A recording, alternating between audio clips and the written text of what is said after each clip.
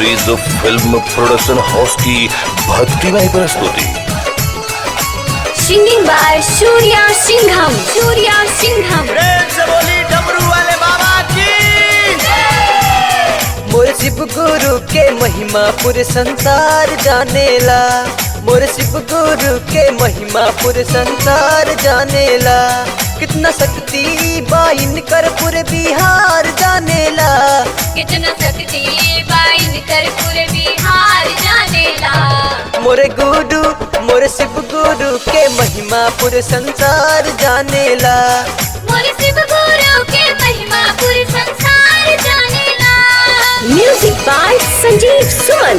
संजीव सुमन।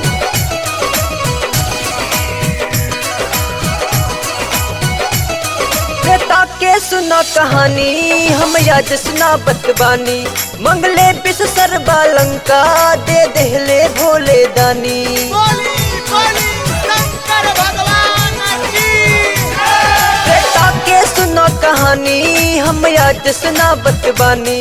मंगले विश्व सर्वालंका दे देहले भोले दानी। इनसे हृदय या जुड़ावत हर परिवार जानेला। इनसे हृदय जुड़ावत हर परिवार जानेला। मोरे गुरु मोरे शिव गुरु के महिमा पूरे संसार जानेला। मोरे शिव गुरु के महिमा पूरे संसार जानेला। पूरे संसार जानेला। एस सीरीज फिल्म्स की धमाकेदार प्रस्तुति।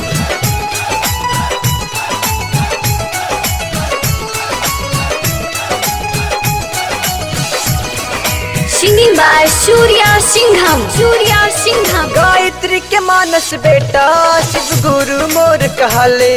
तीन लोक के स्वामी हुए देव तो भी शीश झुकावे।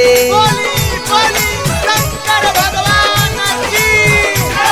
गायत्री के मानस बेटा शिव गुरु मोर कहले। तीन लोक के मालिक हुए देव तो भी शीश झुकावे। शक्ति इनकर बाया पार तीनों लोक जानेला। शक्ति इनकर बापार तीनों लोक जानेला। मोरे गुरु मोरे शिव गुरु के महिमा पूरे संसार जानेला। मोरे शिव गुरु के महिमा पूरे संसार जानेला। पूरे संसार जानेला। मोरे शिव गुरु के महिमा पूरे संसार जानेला। मोरे शिव गुरु के महिमा पूरे संसार जानेला। कितना शक्ति बाइन कर पूरे बिहार जानेला। कितना शक्ति बाइन कर पूरे बिहार जानेला। मोरे गुरु मोरे शिव गुरु के महिमा पूरे संसार जानेला। मोरे शिव गुरु के महिमा पूरे संसार जानेला। संसार